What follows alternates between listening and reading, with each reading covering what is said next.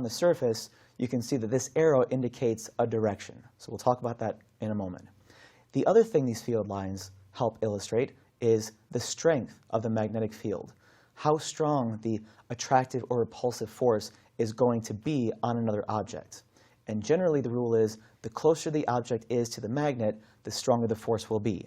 So here at point A, there's going to be a stronger force, stronger magnetic force, than here at point B. Now, with these field lines, we've seen that if you sprinkle iron filings around them, you can qualitatively see those field lines. However, if you wanted to actually measure the strength of the magnetic field, you would need a device called a magnetometer. Now, you're unlikely to have one of those in your back pocket right now, but you will have access to a compass for this lab. And what you're going to see is that a compass can also indicate the direction of the magnetic field. So if you were to place a compass somewhere in the magnetic field, the compass needle would align itself with the magnetic field lines. So this actually brings us back to directionality. So that the needle will align itself with the magnetic field lines and tell us, point in the direction of the north and south magnetic poles for the magnet. So the magnetic field lines will point away from the North Pole, and they're going to point toward the South Pole. And again, you're going to see this in your lab. And this is actually the basis for the use of a compass for navigation on the surface of the Earth.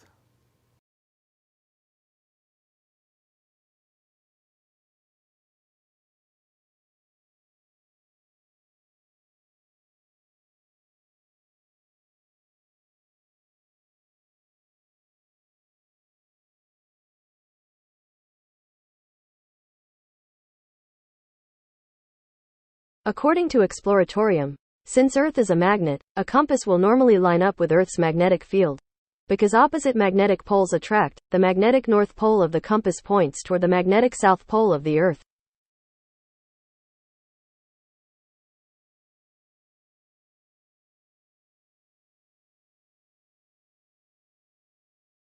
Use this diagram of a magnetic field to identify the points being described.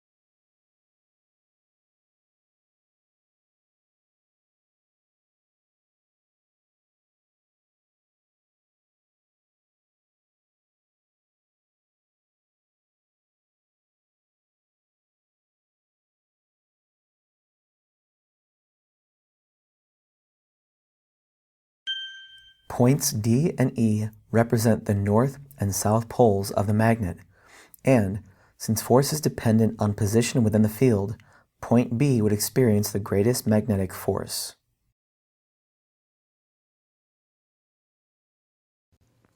Let's begin talking about electric fields. Electric fields are different from magnetic fields in that these describe areas around electrically charged objects. Now, like magnetic fields, electric fields can be described or illustrated using electric field lines. However, some way needed to be determined to, some standard needed to be developed in order to decide how to create or illustrate that electric field. And what was decided upon was that the charges would be used to determine the direction of the electric field lines.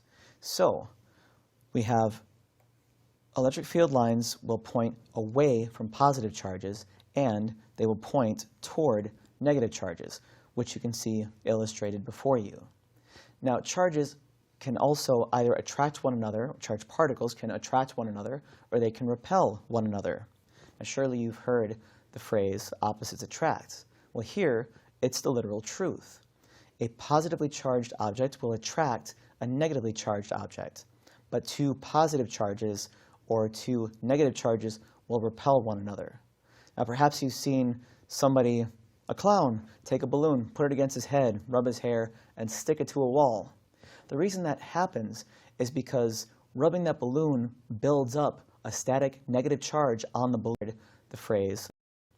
Now, charges can also either attract one another, charged particles can attract one another, or they can repel one another.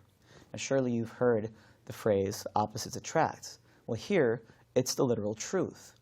A positively charged object will attract a negatively charged object, but two positive charges or two negative charges will repel one another.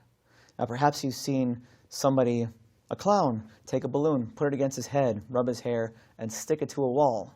The reason that happens is because rubbing that balloon builds up a static negative charge on the balloon. So when you go to place that balloon against the wall, it repels negative charges in the wall. There is a net positive charge on the wall, and then it can then attract the balloon. Next thing that we can talk about with electric fields is the strength of attraction or repulsion. That is determined by the charges and by the distance between those charges. Now, if we think for just a moment first about an object that has no charge, it's neutral, and say we place it here in this electric field, it doesn't have an electric field of its own, and it's not affected by this electric field. It's neither attracted nor repulsed by this electric field. But if we use charged particles, we see something different. We can actually measure the strength of that attraction or repulsion. So if I take one positive charge, I'll put that up here, we know that this is going to be attracted to the negative charge. So I'll draw an arrow. This arrow represents an attraction to that negative charge. Now if I draw another positive charge, I'll do this down here, but I'm drawing this closer to the positively charged particle. So there is actually a stronger repulsion because these two objects are closer together.